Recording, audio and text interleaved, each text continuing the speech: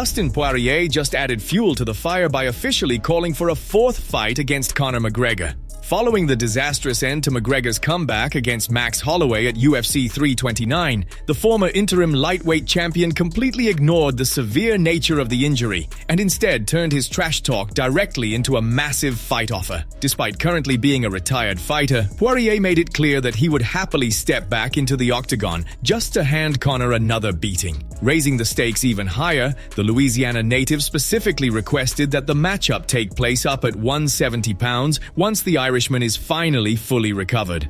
Even after putting Conor away in back-to-back fights 5 years ago, it is absolutely obvious that DP is nowhere near done with this historic and deeply personal rivalry.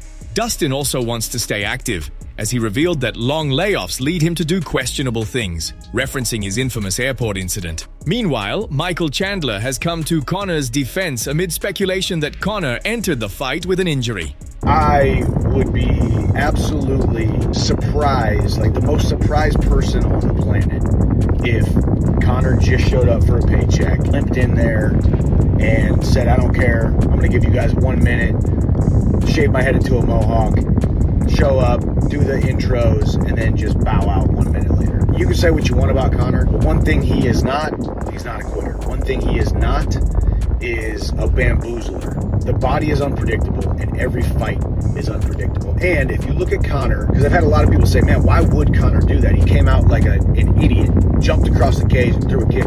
Conor always does that. I'm just as disappointed as you guys were because the T-Mobile Arena was absolutely electric. We finally saw it. You're talking about the guy who's supposed to be disappointed that he's finally making the walk, that he finally showed up. I believe he wants to fight me. I believe he tried to fight me. I believe he wanted to fight me. I believe that's how the negotiations went. Other plans were made. The UFC Abu Dhabi main event just got completely flipped upside down.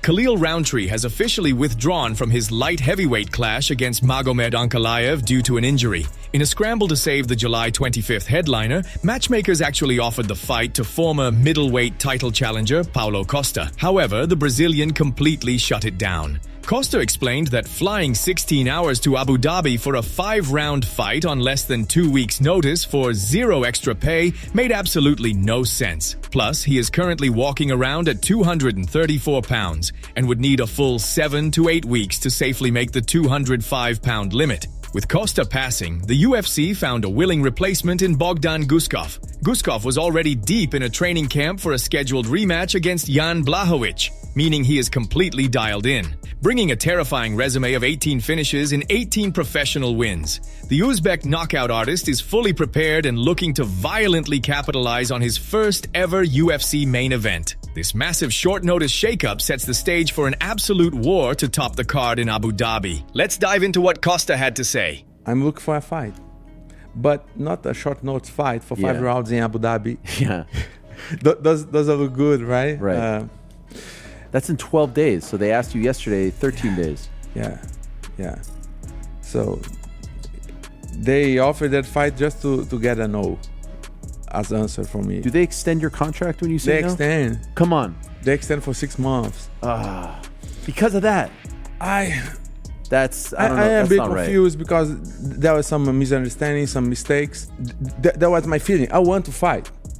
Since I fight in April, I'm looking for a fight. Mm-hmm. Either way, to fight for interim belt. I think I should fight for interim belt right now. If you look for the entire division, the light heavyweight, nobody comes from in the top 5, even the top 10.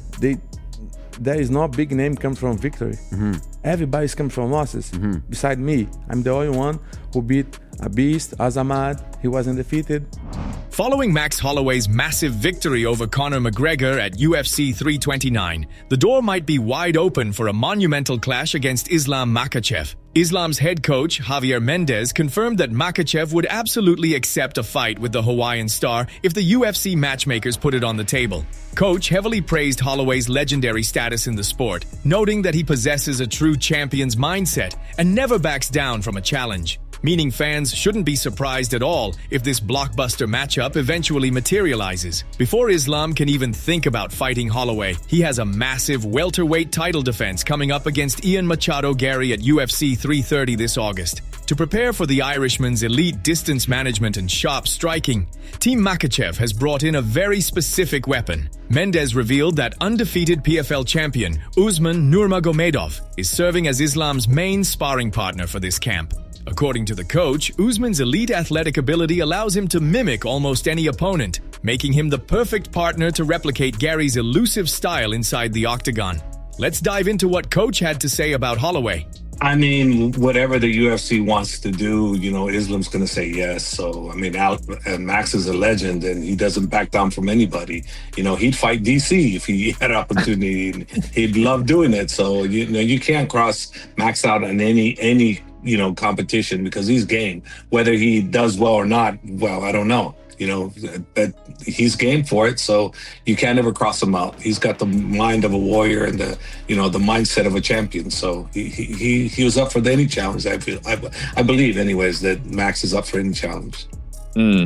It would be a rough fight, but I think maybe he should move back down for the time being. I think 150. He's trying to get a trilogy with Conor McGregor. Just quickly before we get off Conor McGregor, if you were to rebook him, who do you think you could even put as his opponent? Who do we give Conor? I mean, he had the right mindset going into this fight. It's just his body failed him. I don't know if much will change, and regarding what they do with him.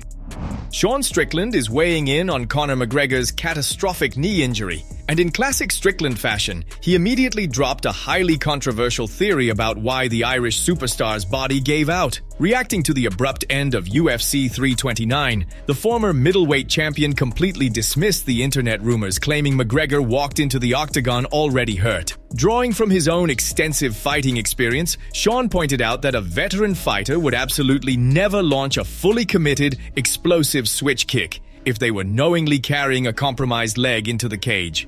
Instead, Strickland pointed the finger squarely at potential long-term performance-enhancing drug use. While he carefully stopped short of making a direct, definitive accusation against McGregor, he heavily implied that Conor's infamous physical bulk-up over his 5-year layoff might be the real culprit. Sean claimed that everyone he personally knows who has abused steroids for extended periods eventually developed incredibly fragile bodies. He suggested that while those enhancements build muscle, they actually weaken a fighter's structural foundation over time.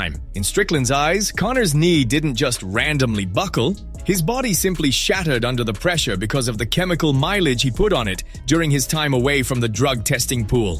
What did you guys think of the event? Drop your thoughts in the comments below. Thanks for watching. Don't forget to leave a like, subscribe, and turn on bell notifications to make sure you never miss daily MMA news.